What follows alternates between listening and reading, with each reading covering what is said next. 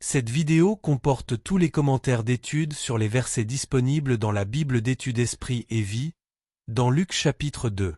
Chapitre 2, verset 7. Une crèche.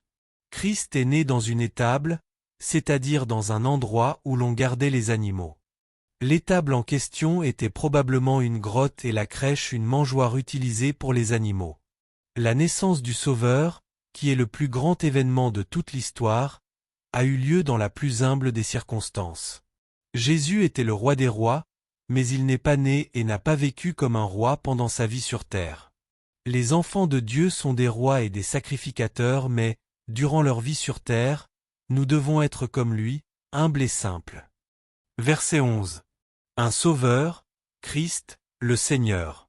À sa naissance, Jésus est appelé Sauveur.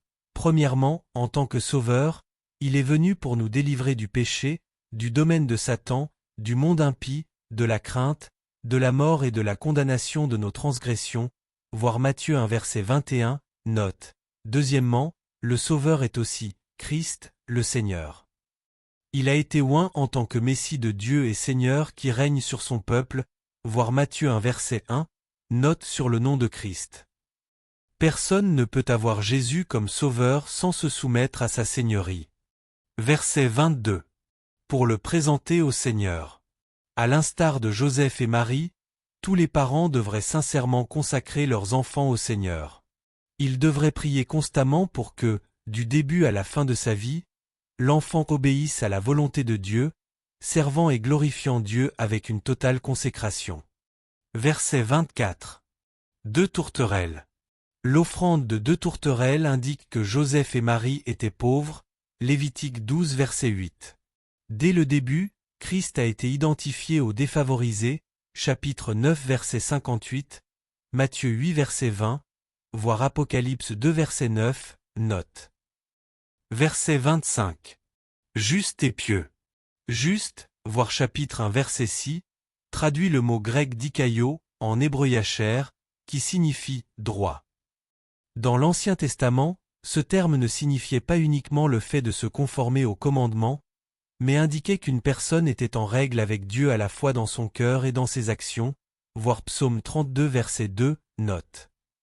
Premièrement, la justice que Dieu recherchait, dans l'Ancien Testament, était celle qui venait du cœur, celle qui était fondée sur la vraie foi en Dieu, ainsi que sur l'amour et la crainte de son nom, Deutéronome 4 verset 10 et verset 29, 5 verset 29. On retrouve cette condition du cœur chez les parents de Jean-Baptiste, dont il est dit que, ils étaient justes devant Dieu, observant d'une manière irréprochable tous les commandements et toutes les ordonnances du Seigneur. Chapitre 1 verset 6, voir Genèse 7 verset 1, 17 verset 1, 1 Roi 9 verset 4, où le terme inclut l'intégrité du cœur. Siméon avait manifesté les mêmes caractéristiques dans sa vie. Deuxièmement, les justes de l'Ancien Testament n'étaient pas parfaits. Lorsqu'ils péchaient, ils obtenaient le pardon en présentant un animal en sacrifice à Dieu, dans une attitude de repentance sincère et de foi, Lévitique 4 versets 27 à 35, voir l'article intitulé Le jour des expiations. Verset 25. Il attendait la consolation. À une époque où les conditions spirituelles étaient déplorables, Siméon, qui était un homme juste, était attaché à Dieu et rempli du Saint-Esprit. Il attendait avec foi, patience et ardeur la venue du Messie. De même, durant les derniers jours de notre âge, alors qu'un grand nombre de croyants abandonnent la foi apostolique du Nouveau Testament ainsi que l'espérance bénie du retour de Christ, Tite 2 verset 13, on trouve toujours des hommes fidèles comme Siméon. Si certains mettent tout leur espoir dans cette vie et dans ce monde, les fidèles, eux, ressemblent aux serviteurs du roi qui veillent pendant la nuit longue et obscure, jusqu'au retour de son maître, Matthieu 24 versets 45 à 47. Notre plus grande bénédiction consistera à voir face à face le Christ du Seigneur, verset 26, voir Apocalypse 22 verset 4, à être prêt quand il reviendra et à vivre éternellement en sa présence, Apocalypse chapitre 21 et 22. Versets 36 et 37. Anne, servait Dieu. Anne était une prophétesse qui attendait ardemment la venue de Christ. Elle était veuve depuis de longues années, Elle ne s'était pas remariée et était consacrée au Seigneur qu'elle servait, nuit et jour dans le jeûne et dans la prière. La Bible enseigne que le célibat peut se révéler être une plus grande bénédiction que le mariage. Paul déclare que ceux qui ne sont pas mariés peuvent davantage se consacrer aux choses du Seigneur, à la manière de lui plaire et de lui être attachés sans se laisser distraire, voir 1 Corinthiens 7 versets 32 à 35. Verset 40. L'enfant croissait. Pendant son enfance, Jésus a fait l'expérience du processus de développement physique et spirituel que tous les hommes connaissent.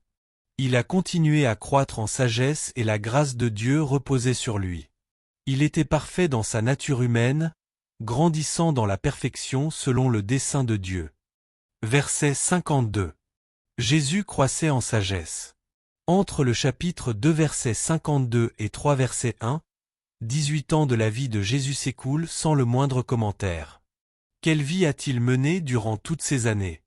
Matthieu 13 verset 55 et Marc 6 verset 3 nous apprennent qu'il a grandi dans une famille nombreuse, que son père était charpentier et que c'est le métier que Jésus a également appris.